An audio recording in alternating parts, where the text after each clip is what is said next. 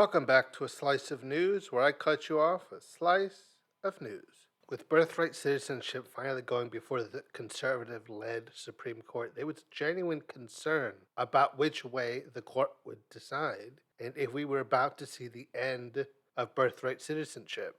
I know I was pretty worried. The conservative court loves to side with the president and give conservative Republicans exactly what they want. So now, when they had the chance to hand the president a big win and give him what he wanted and strike down birthright citizenship, I was really wondering if that was exactly what they were going to do. But in a rare bit of actually doing the right thing for once, the Supreme Court decided in a 6-3 opinion that the Constitution actually does guarantee automatic citizenship to all children born in the United States. And just like that, birthright citizenship was protected and the administration was handed another well deserved loss. As we remember, President Trump attempted, right when he got into office, to issue an executive order that said that children born to so called illegals were not citizens.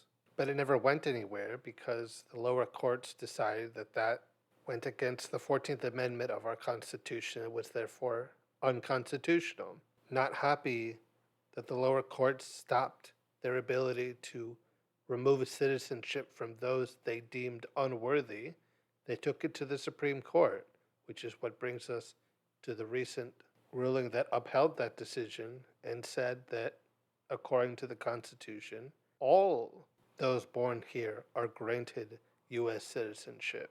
So birthright citizenship is constitutionally guaranteed. The amendment, as written, says that all persons born or naturalized in the United States and subject to the jurisdiction thereof are citizens of the United States. It did not narrowly define who could or could not receive it. It said all persons.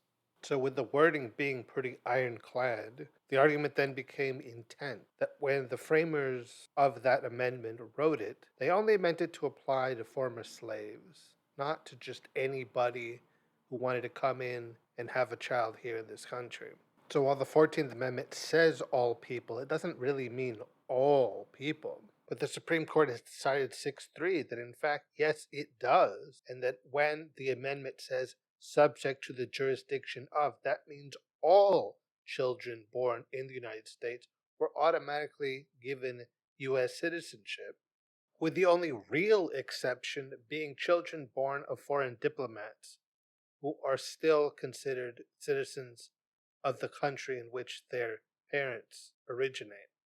Even back during World War II, we were interning Japanese citizens and deeming them potential enemies to the country. Children who were born in those camps were still given U.S. citizenship because they were being born on American soil, even if the parents they were being born to were not. The reaction online to the Supreme Court decision has been a bit mixed. While many, of course, are understandably very happy that they've upheld birthright citizenship and stood in the way of the administration's attempt to strip citizenship from a certain portion of the population, they're much less happy that it didn't end up being a unanimous decision and that there were any dissenting opinions at all. How could the constitutional absolutists on the court stand there and basically say, well, in this case, the Constitution doesn't really mean what it says? And while I guess I kind of understand that position and kind of agree with them, the idea they could even reach a unanimous decision seems almost like wishful thinking. We've seen time and time again examples of how this court doesn't do the right thing except almost by accident.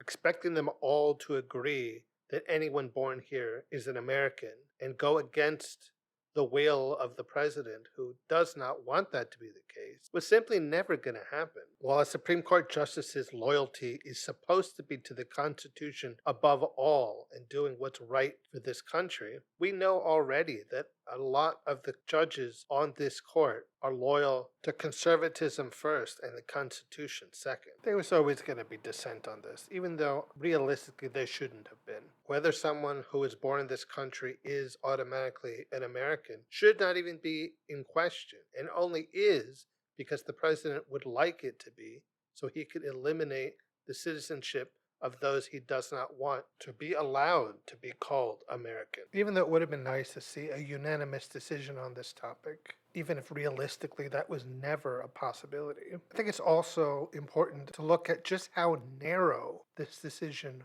was.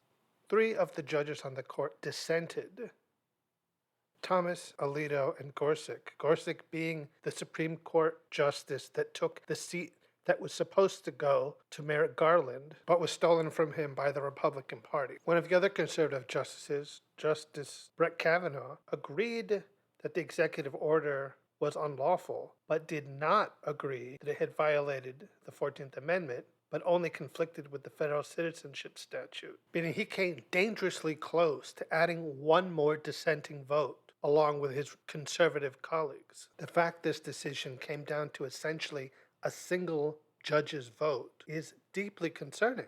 Whether or not somebody born in this country should be considered an American citizen shouldn't be something controversial or really up to debate at all. It's something that's already been tested and affirmed numerous times throughout our nation's history and should not even have come up for debate in the first place. But I suppose you could say that about a lot of things during this second Trump administration. There are many things which were already settled and understood that he's attempted to upend and question. I think it's vital for this court to remind the president and his administration that there are hard limits on his authority, and he cannot simply undo anything he finds inconvenient or unpleasant to him or his goals. That actually, no, he cannot use an executive order to strip citizenship away from those that he feels do not deserve to be made American citizens simply because they were born here to people who perhaps were not. Because at its core, that's what this whole fight was about.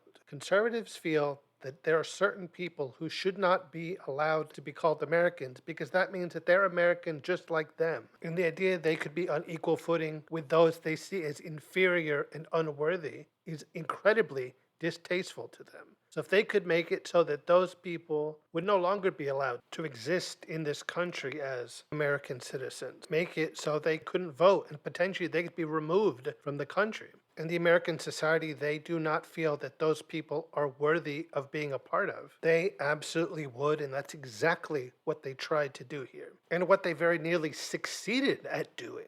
And they failed, but they very nearly succeeded. And that is a very scary thought. This is still a deeply conservative Supreme Court that on the whole usually sides with the president and conservatives and gives them the wins that they want to limit rights and entirely strip well-established ones from groups that fought hard and sacrificed so much to get them in the first place. It's always a breath of fresh air when we see this conservative court hand a loss to the president and his insidious agendas, but that's not something we can count on. And certainly the next time something like this comes up, there's no assurance that they will not rule in his favor. Quite the opposite, in fact. With their voting record, there's a good chance that the full amount of the conservative judges will be in concurrence and rule against limiting something he's trying to do or in favor of something he's trying to do. And we, the American people, will all be worse off for it. The court claims to be nonpartisan and not political actors, and that's how it should be. The Supreme Court should not be a political partisan organization, and yet in practice, that's exactly what they've become. They've become an arm of the conservative Republican administration and give them whatever they need to enact their plans. The reality is that we got lucky with this ruling. And when it comes to something as big and fundamental to this country as birthright citizenship, lucky doesn't feel very good. Many are saying that the dissenting judges don't know how to read the Constitution, but I think it's something much darker than that. It's not that they don't know what the Constitution says. It's that they don't want that to be what the Constitution says. And there lies the fact that the Constitution guarantees citizenship to anyone born in this country is a mistake and one that they would like to see reversed and undone. A sentiment shared by many on the conservative side in this country. If they could see a full-on repealing of the 14th Amendment, they would gladly see it done. They would like this country to be one only of the worthy, those that they feel deserve to be called American citizens, and those that they feel are inferior and do not deserve it should not have that granted to them simply because they were born here in the United States. But whether they like it or not, that's what the Constitution says. They will have to live with that. And at least for now, the Supreme Court has affirmed that fact. And I guess we should celebrate whatever victories we can get out of this court. I know I am. Alright guys, that'll be it for this episode of A Slice of News. I've been your host, Mr. Slice. And until next time, when I cut you off, another Slice of News. And don't forget to rate and review the show on Spotify, Apple Podcasts, or wherever you find it.